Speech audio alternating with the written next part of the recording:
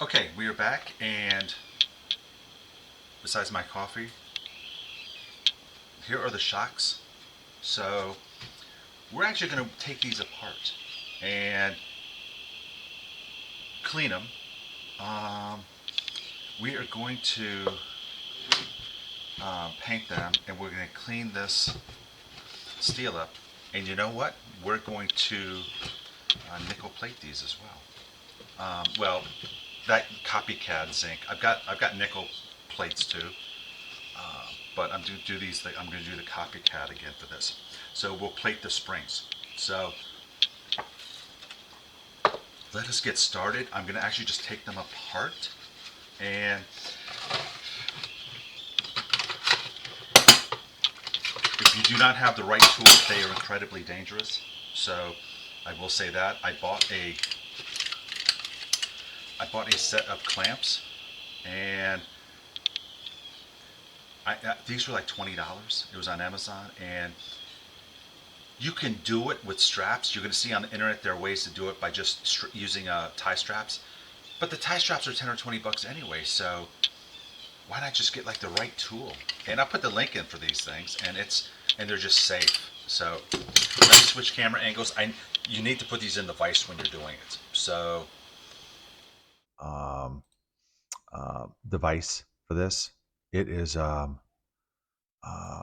it is really kind of dangerous otherwise. So it is. I generally just put the end of it in there because again, that vise is just a second. It's a second set of hands. So have the install the vise in there. Obviously, you need to make sure you have good light. And I think I'm probably doing this at dusk. I'm sorry, at dawn. Uh, so these clamps, and I'm just trying to get some things out of the way.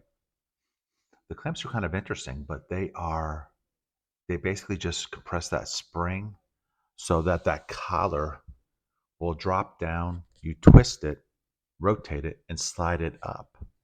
So the clamp is generally, I'm sorry, that collar is generally held in just by the pressure of the spring. So the clamps you place on either side of the spring, and you kind of rotate them. Well, there's a top part that you rotate, and you basically compress the spring. You try to do it as evenly as possible to um, to get it so that they go down. So you want them basically on opposite sides of the spring.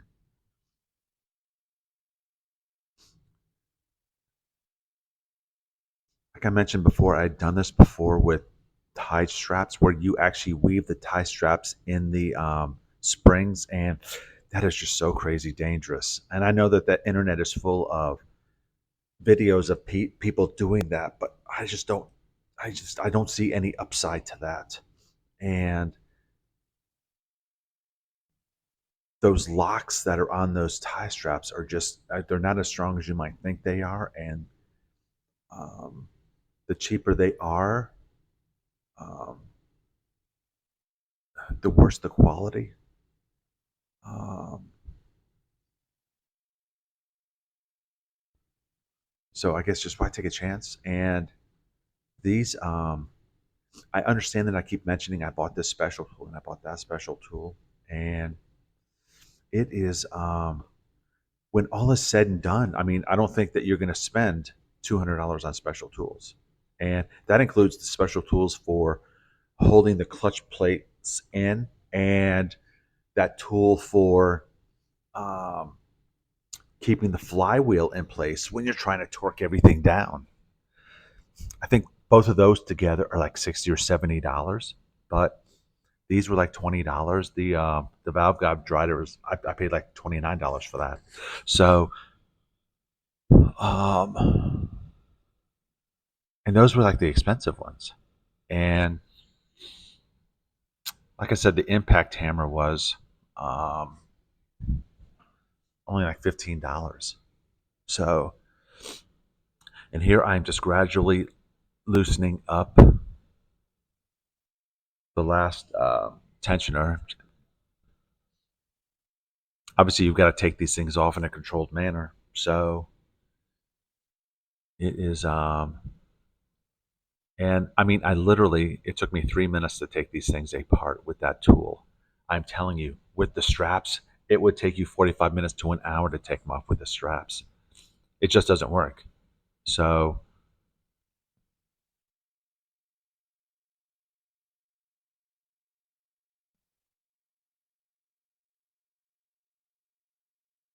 what I have now is kind of a crazy situation in that it's that cap that's on there. It's not rotated right. So I've got to bring it down again because it's like a space. I don't want to say a space. It's like a washer or it's like a dust cap almost, and it is. Um, it's caught, so it shouldn't really be caught. But it is very easy to, yeah, just slightly compress the springs and take the tension off of it. Just rotate the cap and take it off. So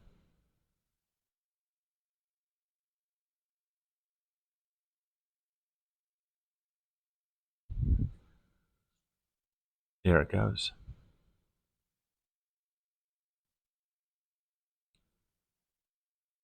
Yeah, and with these, it's notched. I'm just showing you in there. It's notched. So yeah, and taking these things apart, it's not actually not that hard, and there are probably only 6 or 7 parts to it. There's the spring, the shock. There's a dust cover. There's that plate. There's that collet that goes around it. So it sounds like it's 5. 1, 2, 3. 1, 2, 3, 4. It's like 5 parts, and the shocks may look like they are 10 miles of bad road, but they clean up very well. And 1, 2, 3. So it's like it's 5 parts really. There is another dust cap at the bottom too, so 2 dust caps. So it's like 6 parts, and everything will clean up nicely. And obviously, shocks are available. You can buy shocks. I don't think they're relatively. I don't think they're actually that expensive either. But again, I really want to reuse absolutely positively everything on this bike. So that is what I'm going to do.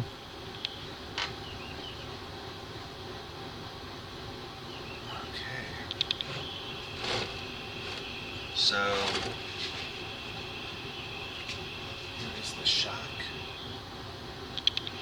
I was telling you about the piece it has to slide over. So this is the top.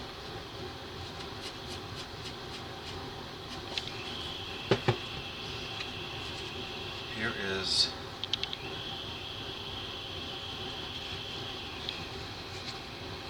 the bracket. Here are the rings. So this is the entire piece of the shock. So we're going to clean those up, make them look spectacular. Let me do the second one.